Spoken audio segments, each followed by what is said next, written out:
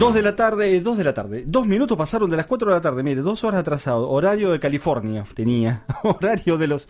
No, ¿dónde hay 2 horas menos en el mundo? A ver, Gastón Tiburcek, actualizame los usos horarios. Y depende, creo que el tiempo en Brasil Sí. son 2 horas. En algunos lugares de Brasil. Sí, en algunas Claro. partes. Viste que las radios o los medios tienen la actualización del tránsito, del clima, el pronóstico del tiempo, de la cantidad de infectados y muertos de coronavirus, del riesgo del país cuando corresponde, del dólar blue, del paralelo, del solidario, todos esos datos. Bueno, habría que actualizar los usos horarios del mundo. Nueva sección desde Puro Contenido aquí en Radio Cooperativa. Entonces uno diría 4 de la tarde, 2 minutos en la República Argentina, 3 de la tarde, 2 minutos en Ecuador. ¿Tienen 1 hora menos ahora? 2 horas menos. Entonces, 2 de la tarde, 2 minutos en la ciudad de Guayaquil, Ecuador. Excelente. Así quedamos bien. Sí, Y simulamos que miré para arriba y dije 2 de la tarde. No, son las 4 de la tarde. Esto es Puro Contenido.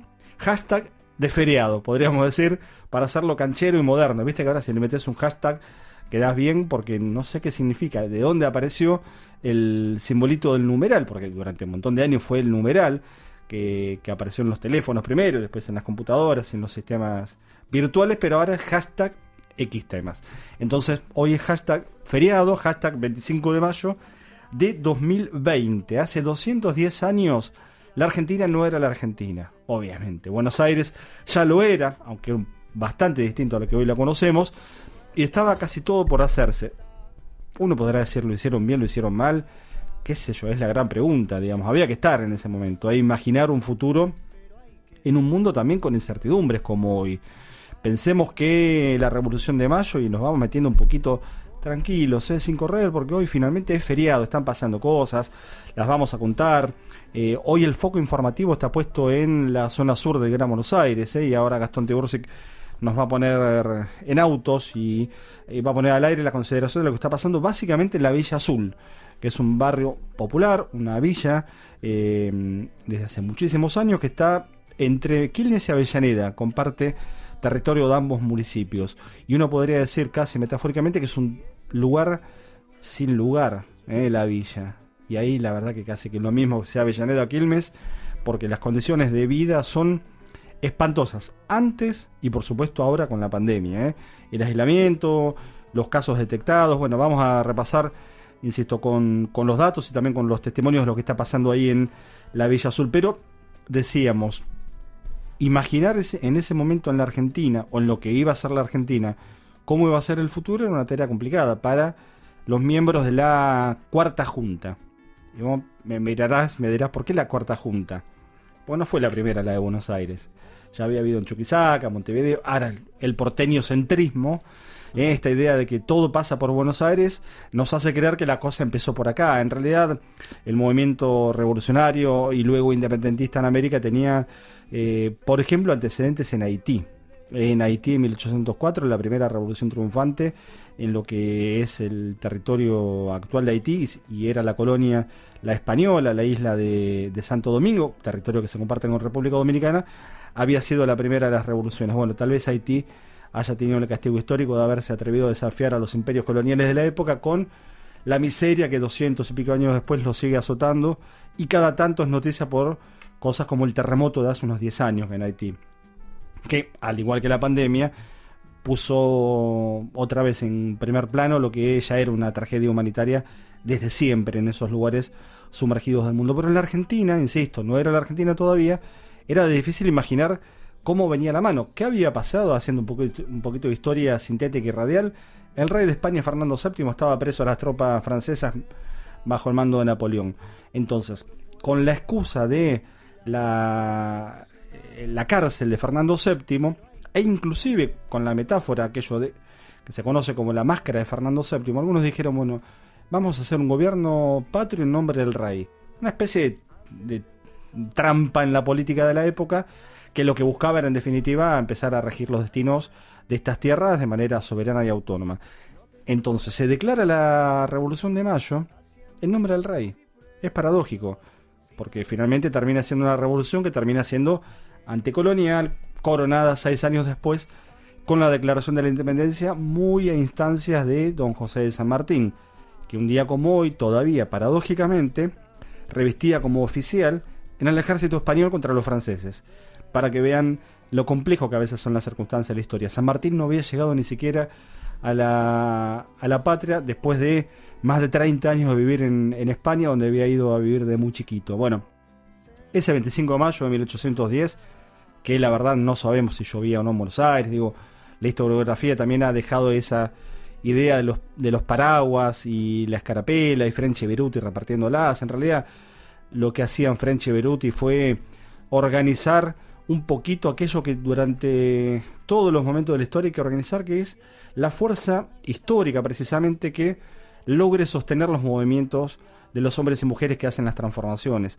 Y esa fuerza histórica, cuando se enfrenta una parte de la sociedad a un poder constituido, a un poder colonial, a un poder invasor, es una fuerza de confrontación. Entonces, bueno, había que garantizarlo de algún modo eso, y con las artes de la época, no repartiendo escarapelas y no repartiendo pastelitos ni empanaditas calientes que queman los dientes, French y Beruti, entre otras cuestiones, organizaron cierta logística para que la revolución comenzara a dar sus primeros pasos. Bueno, 210 años de ese momento, donde, insisto, no éramos Argentina, pero había un intento de algunos de tener una patria determinada para llegar a este día de hoy, que nos encuentra con otros desafíos, claramente, que nos encuentra tal vez con la misma incertidumbre que tenían esos primeros patriotas, de saber que tenías un mundo muy complicado y que tenías que inventarlo todo. Hoy otra vez habrá que inventarlo todo de nuevo, porque el mundo está realmente muy difícil.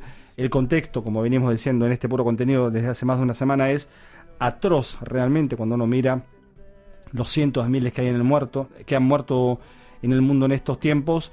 Se da cuenta que la humanidad está complicada, está atravesando una prueba de fuego bastante grande. Ya no es solo el coronavirus, es un modo de vida, es un sistema de consumo, es un sistema de relacionarnos, es el modo de trabajo que tenemos, es el modo que nos relacionamos con los recursos naturales, con la naturaleza en definitiva.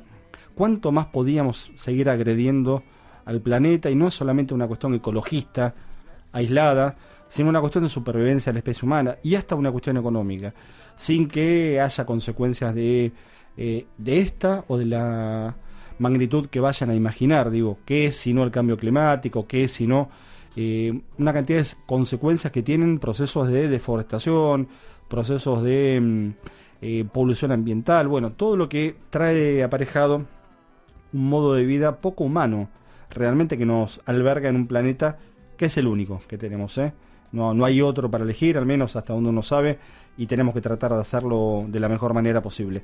¿Qué tiene que ver todo esto con la Revolución de Mayo? Y sí, claro que tiene que ver, porque ahí también estaban en juego modos de producción, ahí también estaba en juego una identidad, que no era solamente una bandera, una constitución, para lo cual faltarían en ese caso muchísimos años. Digo, para la bandera, por lo menos 2, hasta que Belgrano en Rosario dijo, bueno, no podemos pelear contra los españoles con la misma bandera de los españoles.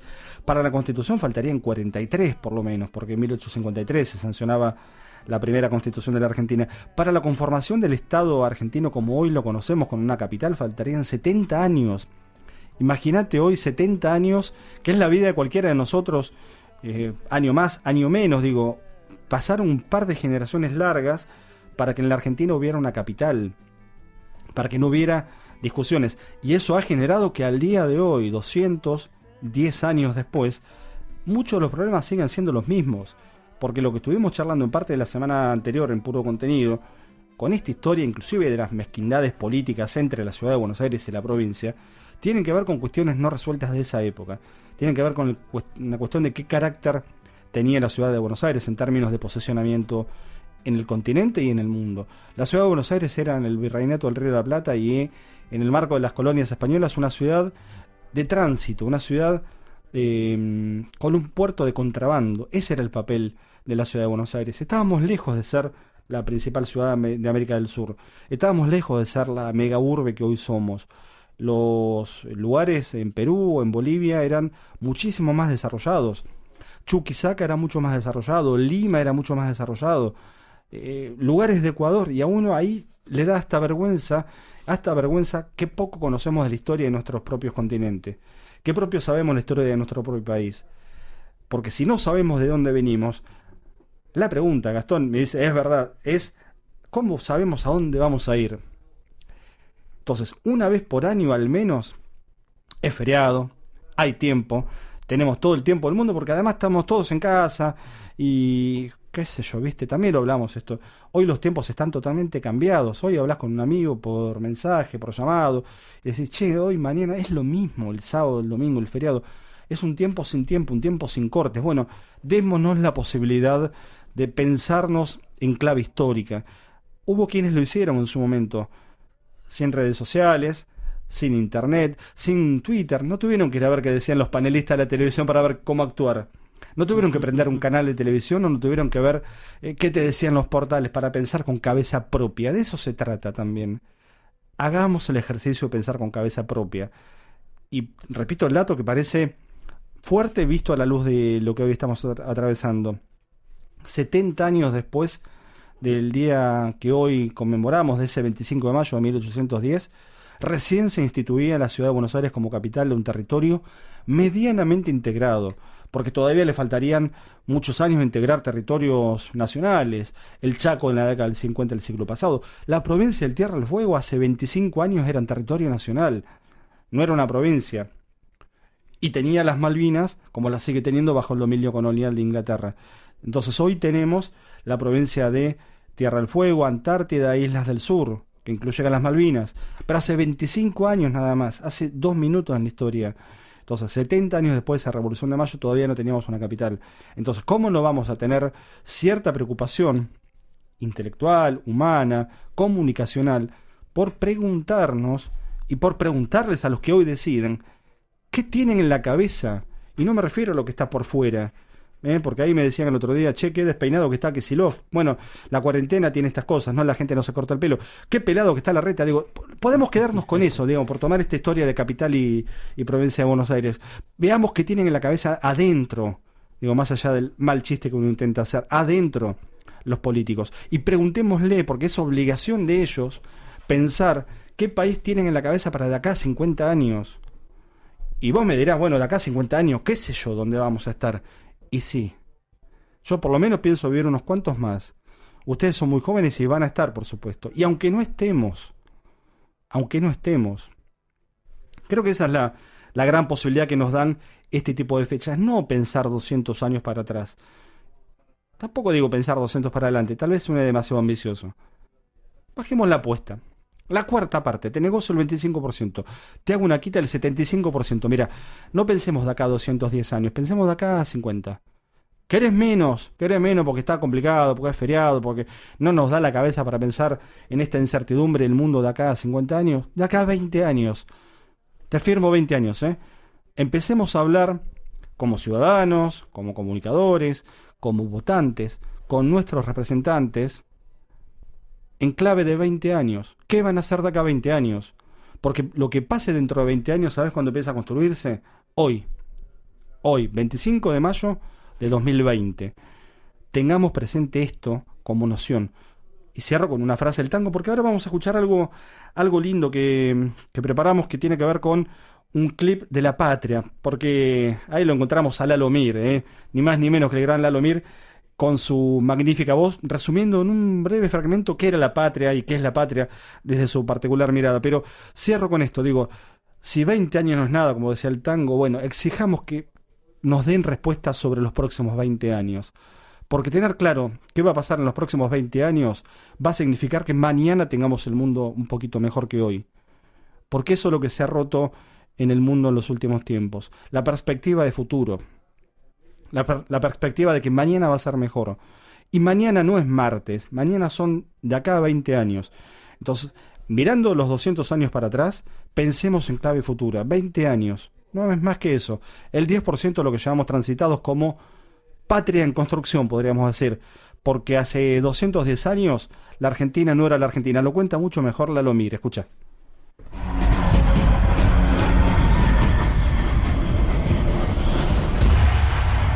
Argentina no existía, pero no como ahora, no existía porque era una provincia del Virreinato del Río de la Plata que dependía de España, y como en España había un quilombo bárbaro y los cacerolazos no existían, los patriotas se reunieron en el Cabildo para tomar una decisión histórica, votar un acuerdo con el fondo, no, decidir el destino del país. El virrey Cisneros pidió fidelidad con España, pero los criollos le dijeron, esta le vamos a jurar fidelidad, y pidieron un cabildo abierto. El cabildo rajó al virrey y se reunió para votar una junta de gobierno. El 25, a pesar de la lluvia en la plaza, se juntó muchísima gente, no se suspendió porque era una revolución, no era un paro de la CGT, era muchísima gente, era poquita, no importa, había paraguas, no había paraguas, tampoco importa, mientras French y Beruti repartían cintistas celestes y blancas de otro color, no importa, lo que importaba era saber de qué se trata, porque algo estaba por cambiar. El 25 de mayo de 1810 juró la primera junta de gobierno patrio que formaba con Saavedra, Paso, Moreno, Castelli, Mateo, Alberti, Larrea, Escuénaga y Belgrano, y el país empezó a ser más libre, aunque algunos se sigan empeñando, aunque no lo sea.